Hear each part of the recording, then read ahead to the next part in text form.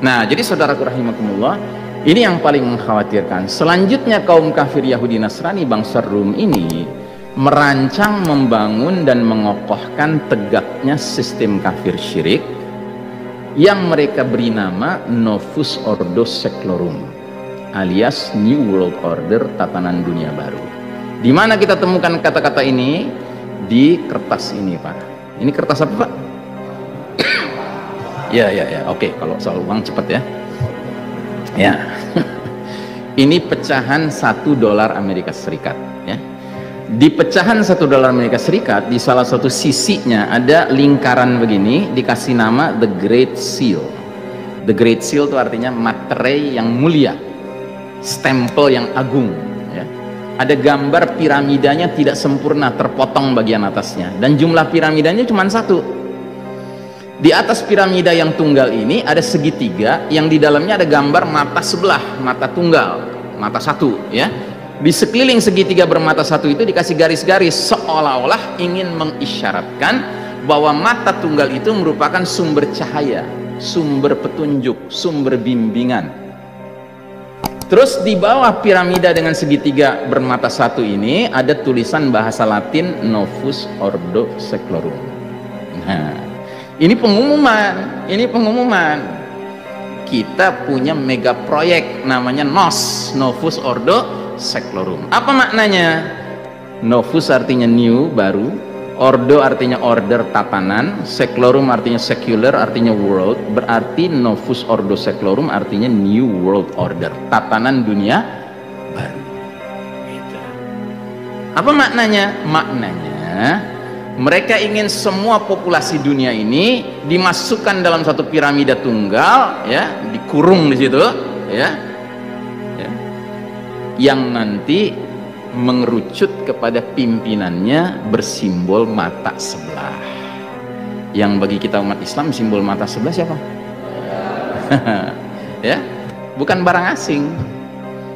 Nabi SAW bersabda, innahu a'waral aini wa inna rabbakum laisa bi'awar. Sesungguhnya dia si Dajjal itu bermata sebelah, sedangkan Allah Ta'ala tidak bermata sebelah. Wah, jadi Ustadz yang ngelola dunia sekarang ini benar-benar pengen Dajjal yang mimpin dunia ini? Iya memang. Kok bisa gitu Ustadz? Apa mereka nggak tahu Dajjal itu jahat? Ya kalau mereka tahu nggak bakal mau mereka memperlakukan Dajjal sebagai pemimpin mereka. Justru mereka menganggap Dajjal itu Al-Masih. Apa Al-Masih artinya? The Messiah bahasa Inggrisnya, juru selamat ya. Ya. Mereka mempercayai bahwa Dajjal itu sang juru selamat mereka yang akan mengantarkan mereka kepada kebahagiaan, kesejahteraan yang hakiki dan abadi. Begitu. Sementara kita diajarkan bahwa dia adalah Al-Masihud Dajjal, sang juru selamat palsu. Dajjal itu palsu, pembohong, pendusta ya. Nah jadi yang memimpin dunia sekarang ini memang merancang dunia untuk menjadi Novus Ordo Seclorum, Pak, New World Order, yang ujung-ujungnya adalah menerima si Dajjal sebagai sang pemimpin, sang juru selamat. Dan mereka tulis lagi di atasnya Anuit Quiptis, lagi-lagi bahasa Latin. Apa maknanya? He has favored our undertakings. Dia, si mata sebelah ini, telah merestui, meridhoi berbagai upaya-upaya kami. Upaya apa? Upaya mewujudkan sebuah tatanan dunia yang semua aspek kehidupannya sejalan dengan nilai-nilai kekufuran Dajjal. Gitu, ya. Dalam bidang apa Ustaz? Dalam semua bidang. Ipol, Exos, Bud, Mil, Penkum, Med, Farm, semua gitu. Peternakan, pertanian, semua bidang. Ideologi, politik, ekonomi, sosial, budaya, pendidikan, pertahanan, keamanan, militer, medis, farmasi, peternakan, pertanian, semuanya ingin dikelola sedemikian rupa mendatangkan keridhaan si mata sebelah ini. Makanya saya meminjam istilah Ahmad Thompson bahwasanya tatanan dunia baru ini tiada lain adalah sistem Dajjal. Sistem Dajjal ya. Dajjalnya belum ada Pak, belum keluar, belum nongol karena belum jadwalnya, tetapi sistemnya itu online dengan maunya si Dajjal. Ustadz, Dajjal sekarang ada di mana? Ada di sebuah pulau terpencil misterius entah di mana. Wallahu a'lam bishawab. Dulu 15 abad yang lalu seorang pelaut Nasrani bernama Tamim Ad-Dari berjumpa dengan Dajjal di sebuah pulau terpencil itu. Dalam keadaan seperti apa sih Dajjal? Dalam keadaan terikat, Pak. Dua tangannya terikat begini, kakinya terikat dari lutut sampai mata kakinya terikat besi, nggak bisa bergerak, tapi bisa ngomong. Ya, itu di mana pulaunya? Wallahu a'lam bishawab. Dan saya peringatkan, jangan cari tahu di mana keberadaannya. Kenapa? Karena Nabi bilang, ya, barang siapa mendengar Dajjal mendekat ke kampung halamannya, ke tempat tinggalnya, falyan anhu, menjauhlah dari dia. Karena sesungguhnya ada seorang laki-laki yang asalnya beriman, ketika Dajjal datang dia mendekat ke Dajjal, akhirnya dia kena tipu daya Dajjal menjadi pengikut Dajjal. Jadi artinya apa? Jangan punya rasa penasaran pingin ketemu Dajjal, termasuk jangan punya penasaran pingin tahu pulaunya di mana, gitu. Bahwa hari ini barangkali para pemimpin dunia modern sudah ketemu sama Dajjal di pulau itu, sering mengadakan liqa, ya, pertemuan, ya kan, itu urusan mereka, gitu. Urusan mereka, ya.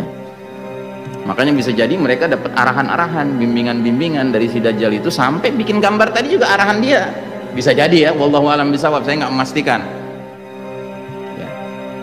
Nah, yang jelas ini berarti sebuah tatanan dunia yang sejatinya dipersiapkan untuk menggelar karpet merah menyambut hadirnya sang juru selamat mereka, yaitu Ad-Dajjal. Dan kita umat Islam didorong untuk turut mendukung sistem Dajjal, yang berarti diajak turut menyambut hadirnya fitnah paling dahsyat sepanjang sejarah Bani Adam, yaitu Dajjal. Ya. Nah, jadi saudaraku rahimakumullah, Dajjalnya belum keluar, tapi sistem dunianya berkarakteristik Dajjal. Dan ciri Dajjal apa? Ciri Dajjal, kata Nabi SAW, nanti Dajjal kalau muncul dia punya jannah wa nar, surga dan neraka sendiri.